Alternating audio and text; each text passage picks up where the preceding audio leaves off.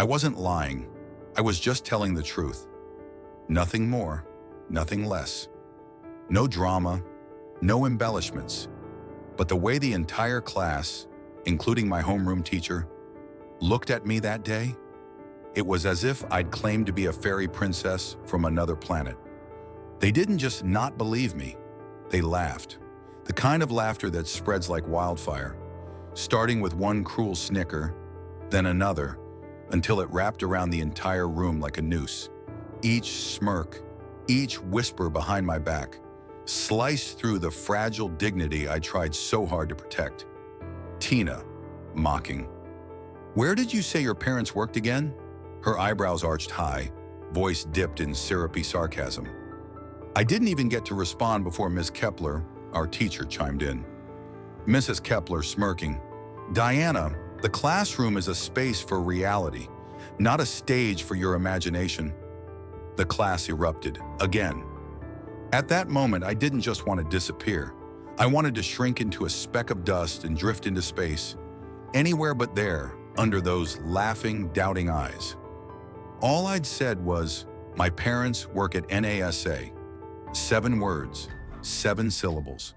That was all it took to become the class clown. You ever told the truth and had the whole world treat you like a liar? I was just 11. I didn't have evidence in my backpack, no photos, no rockets, no shiny badges to wave in their faces. Just my truth. And in that moment, it wasn't enough. Not for my classmates, not even for my teacher. I went home without a word. Didn't cry, didn't scream, just lay on my bed and stared at the ceiling. Whispered inner monologue. If telling the truth isn't enough, should I just stay silent from now on?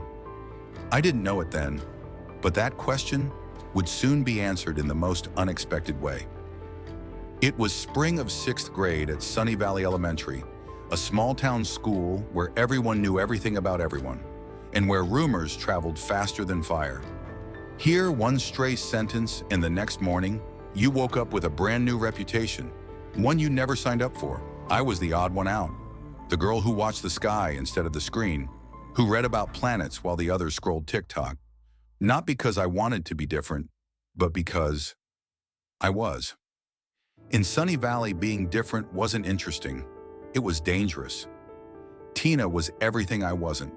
Perfect curls, glittery nails, always saying exactly what teachers wanted to hear. She didn't just know how to win approval, she knew how to twist a knife without leaving a mark. And Ms. Kepler? She was the kind of teacher who preached creativity while silently punishing it. I wasn't her favorite. I wasn't anyone's favorite, except to 2 people, my mom and dad. My dad, Dr. Tom Carter, was quiet, the kind of quiet that made people listen. My mom, Jana Carter, was an engineer, a magician really, balancing rocket propulsion equations while flipping pancakes like it was no big deal. They never boasted, never bragged. Maybe that's why no one knew, and maybe that's why no one believed me. When Miss Kepler announced the presentation, for once, I felt hopeful. I rehearsed in the mirror, chose my words carefully. I didn't want to boast, just share. My turn came. I stood. My voice shook, but I held my ground. Diana, softly. "My parents work at NASA." Beat. Then laughter, relentless, deafening. Tina, mocking. "Do you guys fly out to dinner in space?"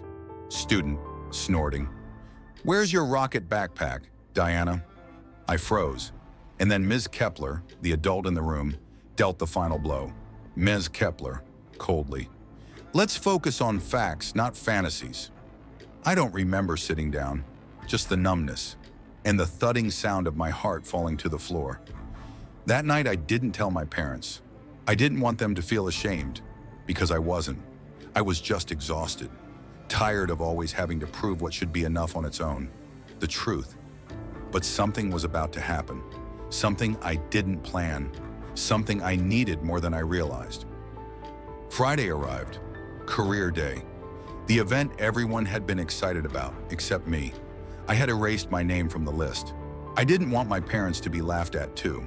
Presentation started. Doctors, bankers, hairstylists. Tina walked to the podium like royalty. Tina, grinning. My mom runs the most exclusive spa in town.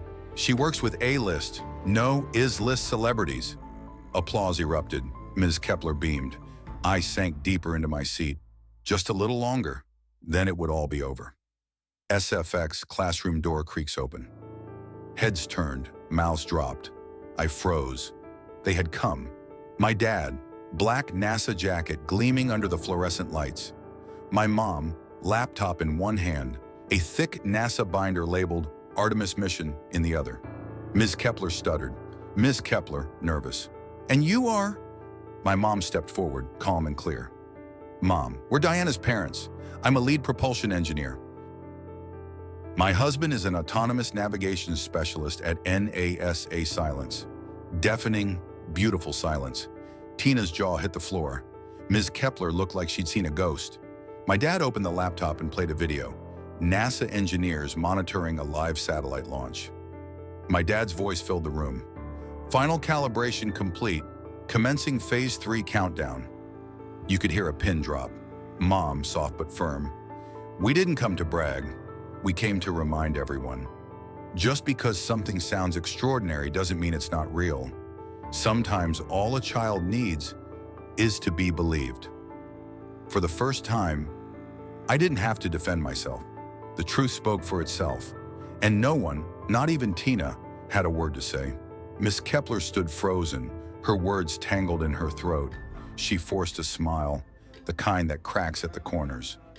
Miss Kepler awkwardly. Well, that was certainly informative, but the power was gone from her voice. And I didn't need her approval anymore. That day I learned something they'll never teach in school. Truth doesn't always need to be loud. Sometimes it just needs to arrive. And when it does, it silences everything else. Stand by your truth, even when no one claps.